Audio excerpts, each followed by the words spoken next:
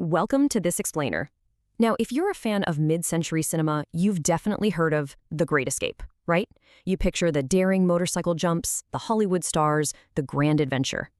But today, we are completely peeling back that glossy Hollywood mythology to look at the real, gritty logistics of this famous World War II breakout. Because honestly, this isn't just a story about a few brave men running away. It's an absolute masterclass in covert engineering, project management, and just sheer human willpower. Okay, let's dive right into this. How exactly do you escape an unescapable prison? I want you to frame the camp we're looking at today not just as a bunch of barbed wire fences and guard towers, but as this literally insurmountable engineering problem that the Allied POWs had to somehow solve. I mean, the guards had the guns, the dogs, the searchlights, and all the time in the world. The prisoners, they had absolutely nothing. Or, well, at least that's what the guards thought. 600. Take a second to really think about that number, because that is the sheer scale of the operation we're talking about here. The Hollywood version usually narrows the focus down to, a small, plucky crew of protagonists. But the reality?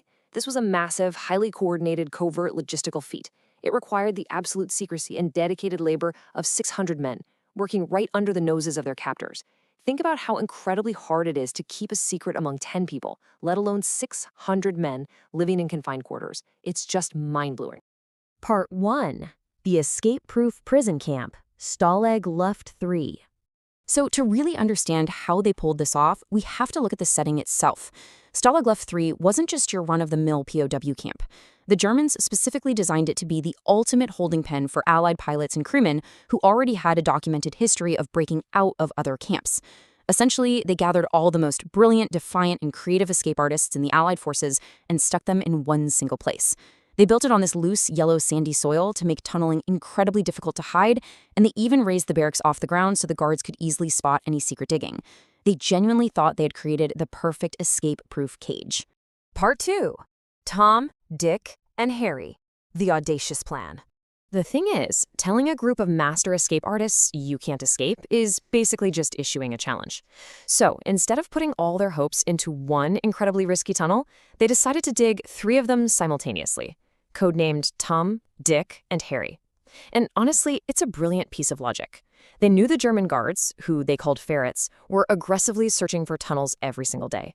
So the goal here was redundancy. If the guards discovered one tunnel, the prisoners could just feign absolute defeat, let the Germans celebrate their victory, and then quietly shift all their covert operations to the remaining hidden tunnels. And the sheer ingenuity required here is just incredible.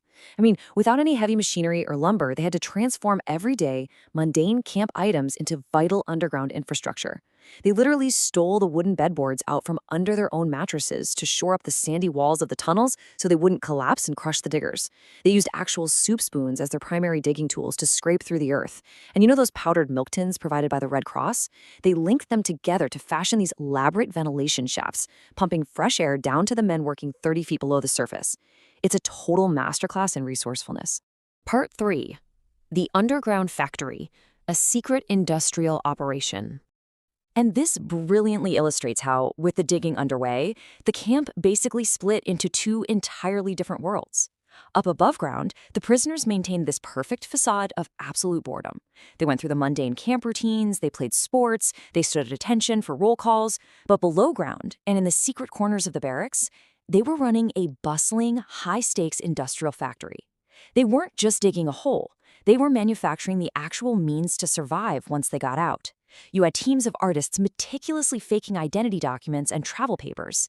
Other guys were literally tailoring civilian clothes out of stolen blankets and old uniforms so the escapees wouldn't instantly stick out the moment they hit the local German towns.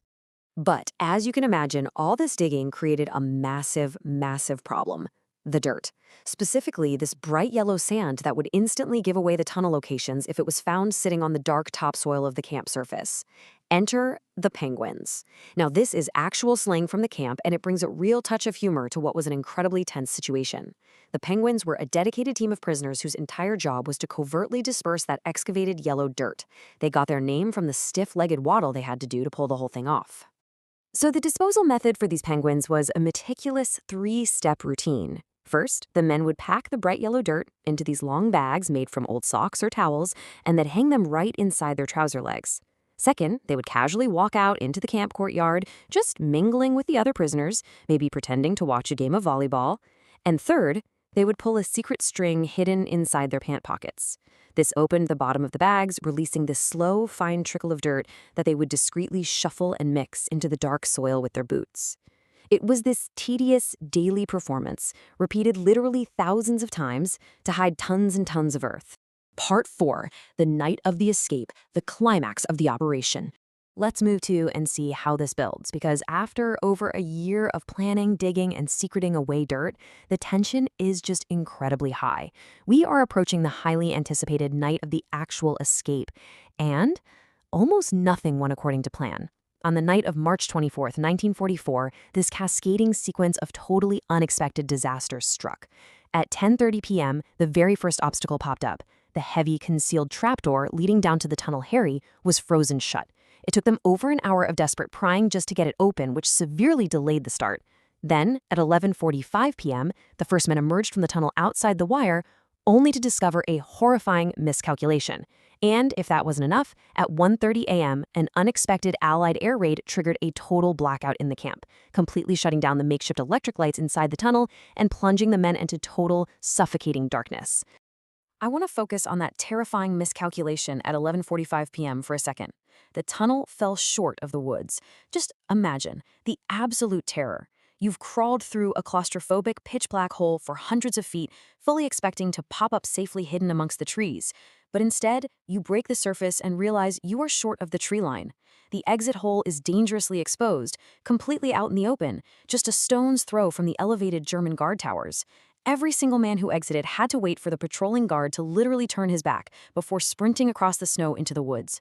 Because of that frozen door, the exposed exit hole, and a sudden blackout, the escape rate slowed to a painful crawl.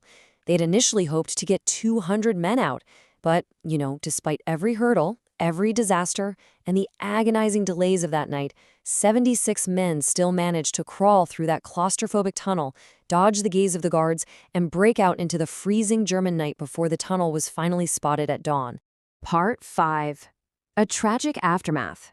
The final legacy. Now, what's really interesting, and honestly heartbreaking about this slide, is that this is where the fun Hollywood heist vibe really ends. The actual fates of the 76 escapees are stark and they are tragic. Out of the 76 men who made it out of the tunnel, only 3 managed to successfully evade capture and reach safety in neutral territories. 23 were recaptured and eventually sent back to prison camps. And then there's the largest segment of this chart, which represents the remaining 50 men. 50 men. Upon hearing about this massive escape, an absolutely infuriated Adolf Hitler directly bypassed standard military protocols regarding prisoners of war. He issued a direct order for execution.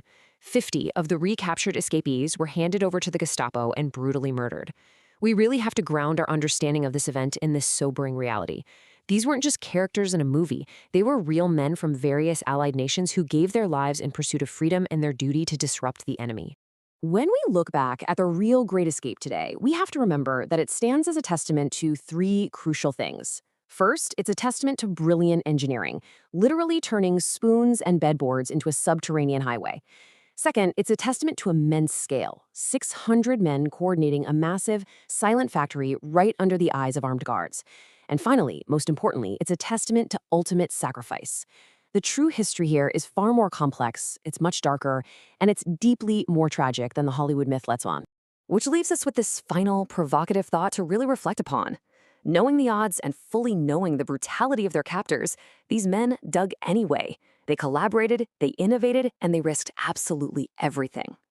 So as you process the logistics and the tragedy of Stalag Luft 3, ask yourself, what is the true cost of defiance in the face of tyranny?